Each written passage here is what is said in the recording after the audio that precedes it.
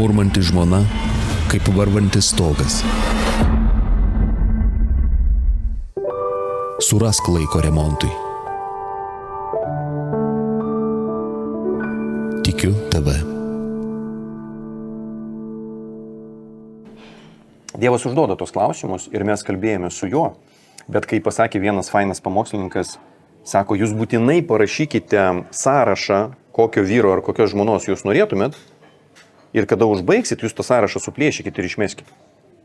Ir ieškokit vienintelio dalyko, kad jūsų sutuoktinis pažintų ir norėtų pažinti viešpatį dar daugiau negu jūs.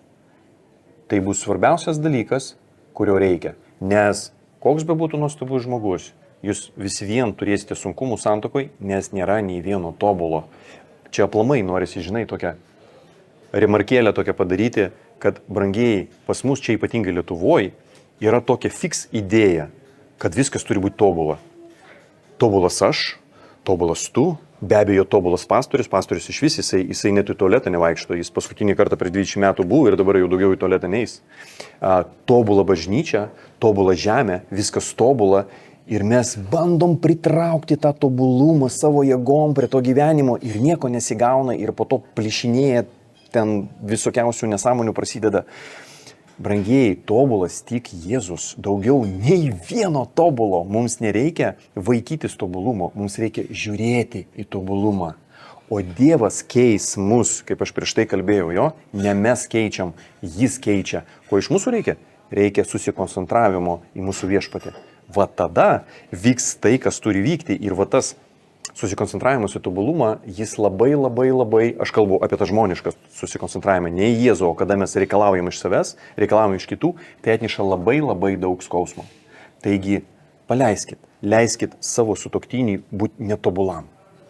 Leiskit savo būti netobulam. O, aš jau girdžiu akmenys, kaip skrenda. Aš jau girdžiu. Kamera vos nesudužo, netgi ten matau. Turbučiukai įskylo. Nu, tai pataisysi, gerai. Leiskit, brangieji. Svarbiausia sąlyga. Žiūrėkite Jėzų. Žiūrėkite Jėzų. Jis tvarkys. Jis tvarkytojas. Tai išgirskit. Tai Dievo idėja paimti sudaužytą ir atstatyti. Tai Dievo idėja paimti žmonės, kurių pasaulis jau iš vis išmetė. Ir sako, mums to nereikia, tu geriau gali numirti iš vis, tu mums nereikalingas. Dievas sako, o man reikalingas. Ir jisai sugeba galingas pastatyti ir sustiprinti. Bet kažkokiam momente, iš pradžių mes taip visi ir tikim, o kažkokiam momente, kai mes jau įgaunam formą, jau tokie sustiprėję, mes jau kažkaip sakom, gerai, šventoji dvasia šaunuolė, dabar traukės, dabar mes patys savo jėgom, mesgi tokie talentingi, mes iš Dievo sužinojom, kad mes talentingi, ir dabar mes patys. Tai aš sakau, stop šitas procesas. Nuo ko mes pradėjom, tuo mes ir turim judėti. Tai Dievo projektas, tu esi Dievo projektas, Dievas tave paėmė tarp purvų, tarp visų skolų, tarp visų žaizdų, tarp visų skausmų ir sako, einam su manim, aš tave sustiprinsiu. Bet kada jis tave sustiprino, nebūk iliuzijai, kad tai tu padarai pats. Nereikia, būk su juo, būk toliau su juo, pažink jį. Būk stiprus, padėk silpnesniam, bet leisk jam toliau tave statydinti, tave stiprinti ir auginti. Ir tai bus rezultatas, tai bus pergalė. Amen. Remarkėlė baigėsi. Labai ačiū Martinui už pamokslą. Trumpas. Gerai, bet mums to reikia.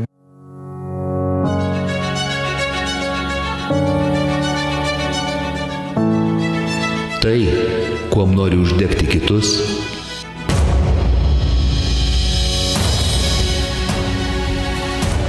turi degti tavyje. Tikiu tave.